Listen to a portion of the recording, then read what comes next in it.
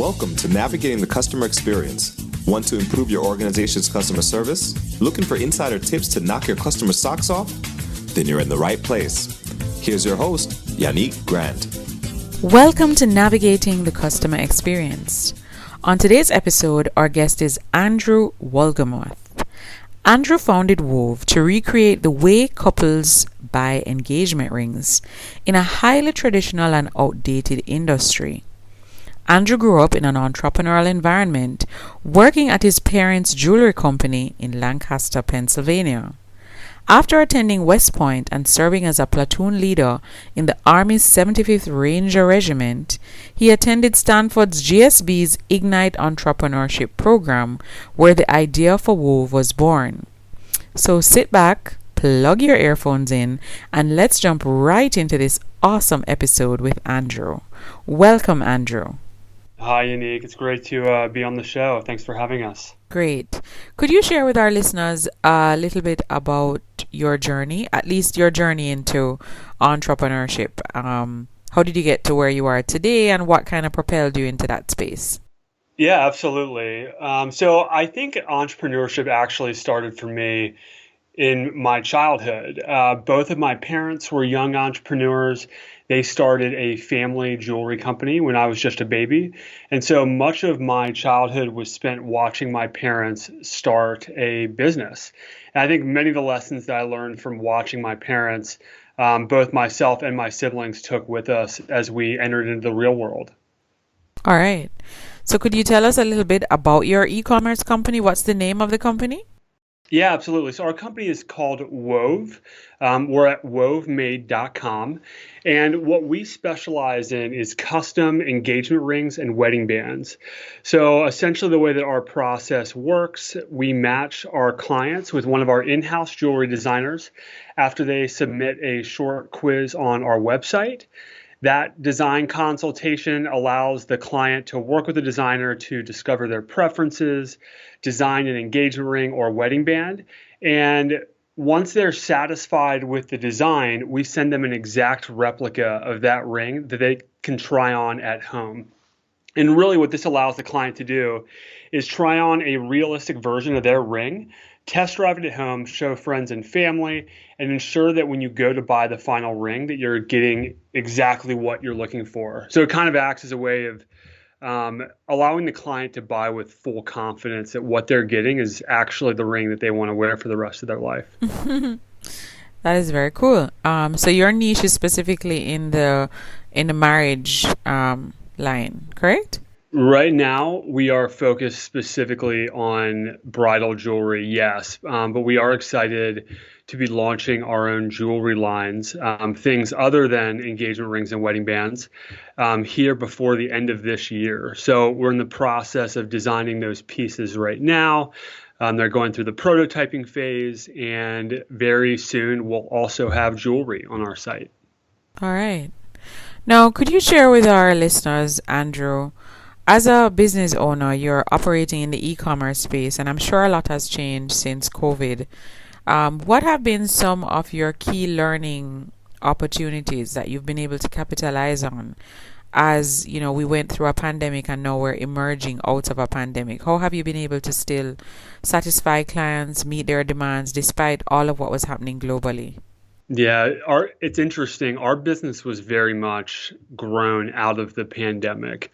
Neither Brian, my co-founder, nor myself really anticipated on having a career in the jewelry industry. This kind of happened by accident. And so it's a great question to ask. We started working actually with deployed service members back in 2020 when the pandemic was just starting. And those service members wanted a way to design and buy an engagement ring from overseas. And that way, when they got back, they could propose, but no one really wanted to take the chances of, buying an engagement ring online and shipping it to a deployment address in the Middle East. And so we started sending replicas to service members while they were deployed. And so it was interesting as we got home and the pandemic was still going on and many of the jewelry stores were closed. Many of our friends and family started asking for this same bespoke custom design and replica service. And really that's how we got started. We recognized that there was a need for what we were building, and people enjoyed buying an engagement ring the Wove way better than the next best alternative. So, yeah, the pandemic really is what allowed us to gain the early traction that, enabled us to raise the funding that we raised and grow our team. But I think if there's one fundamental lesson that, we continue to lean on is, test early and often and do it as inexpensively as possible. We've changed our product and process so many times over the last 2 years, and really allowing us doing those things early on allow you to build the shiny, expensive product later after you have full proof that it's exactly what you need to be building. All right. So your organization also focuses heavily on personalization. And we found, just through, of course, research and data that we get from like Forrester and some of those top leading market research entities, that personalization is one of the things that helps to differentiate you in this world, regardless of the industry that you're in. Because clearly, if the service is personalized, then it's almost like you're getting something that's not generic and it's specific to you. And I heard that in when you were explaining, how it is that your business operates, the fact that the designer does, custom made designs, sends you a replica of it. You can, literally walk with a replication of it before you actually purchase the final product. What are some of the things that you focus on in the personalization process? Like, what are maybe one or two key things that as the designer communicates with the client, they try to focus on to ensure that those things are manifested into the product to make people feel like they're a part of what they're purchasing? At the most fundamental level, I would just say listening. And I know that sounds very, very simple. One of the first clients that we ever worked with, I remember very distinctly getting on the follow-up design consultation after the couple had received their replica ring. Mm-hmm. And immediately one of the partners started to tear up. And my initial thought was, oh no, what happened? We must have messed up the replica ring. And what she said was so poignant to me. She said, I feel so heard. You incorporated everything that I wanted into the ring, into this design. And so that was really moving for us. And it's the way that we train our designers today, is that listening to the client is one of the most important things that you can do. And not just listening, but actively listening, taking notes, and ensuring that the design preferences they have are incorporated into the design. But even taking that a step further, one of the things that we do is before a client ever gets on a design consultation, is that we have them fill out a style quiz, mm-hmm. which allows them to be matched based on their style preferences with one of our in-house designers. So before they ever get on a call, we are doing what we can to match them with someone that we think they'll be compatible with from a style and design perspective. And that has made our process run incredibly smoothly and allow us to really meet the client where they're at. Brilliant. I love that. Absolutely love that. All right. So you're leading, how many designers would you say your organization has? So a few of them are full-time and a few are contract, but at any one given moment in time right now, we have about 8 different designers that we've worked with. So not a ton, but that's enough to really cover the span of different styles for engagement rings. Mm-hmm. And so that's about the number that we're utilizing today. Okay. And these persons are pretty much remote based, yes? They are, yep. And one of the things that's great about our model is that jewelry designers are surprisingly underpaid in the industry. And so what we've been able to do is essentially create a job description that is exactly what any jewelry designer would want to be doing, which is designing jewelry, working with clients, and ultimately seeing their pieces come to life. A lot of jewelry designers that work for top brands will work in a tiny design office in a crammed New York City office building. They never get to meet the client, and oftentimes their piece is never built. And so what we're able to do is pay our designers more than our competitors in the industry and give them a job that's much more satisfying. And so because of that, we've been able to attract some of the top designers from across the industry, from major brands that you would recognize. And so that's been really exciting for us, to be able to attract some of the top talent for what we're building. Amazing.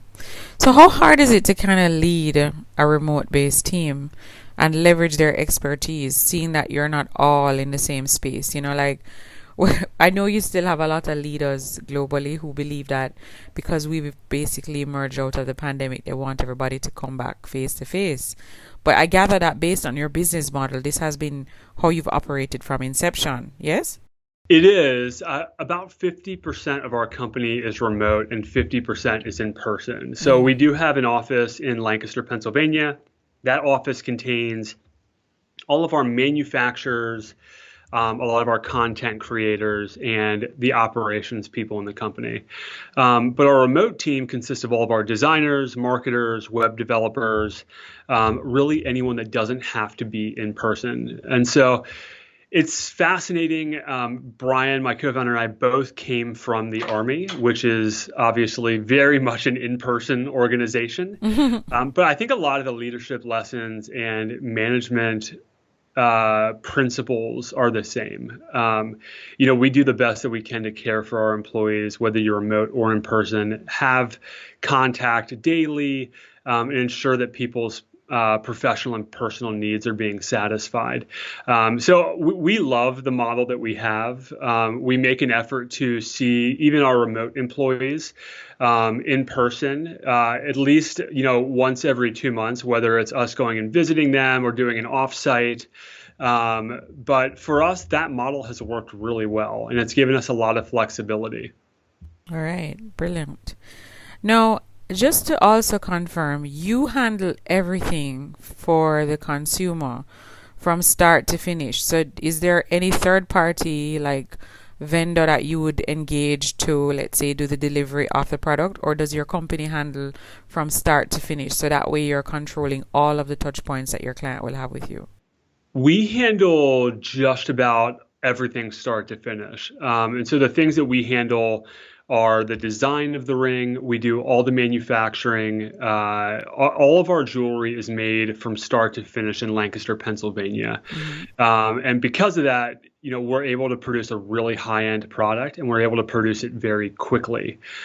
We produce rings in about 5 to 7 days. Wow. Which for custom is about 6 times the national average for custom jewelry. And so we're really proud of that. The only vendors that we work with are diamond suppliers. We don't carry any of our own diamond inventory. We work with different diamond suppliers from top diamond sources in the U.S. All of our diamonds are ethically sourced. They pass the Kimberley process, which ensures they're conflict-free. And we also do a lot of work with lab-grown diamonds as well. So, but really the diamond sourcing is done in-house, but we purchase diamonds from outside vendors. And that's really the only thing that we do with a third party. Amazing. And do you find that the customer experience is better because you're able to kind of navigate that journey, control that journey as much as possible? You have more control over the things that may impact your customer in a positive or a negative way. Oh, absolutely.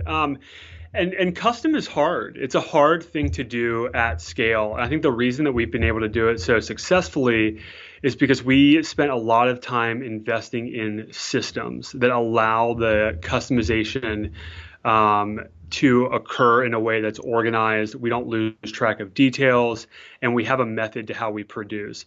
But ultimately, I think it gives the consumer a one-of-a-kind experience that allows them to build something completely custom. They're not going to see their friend wearing the same ring that they have on. Everything is one of a kind. We only build our rings once for the custom experience.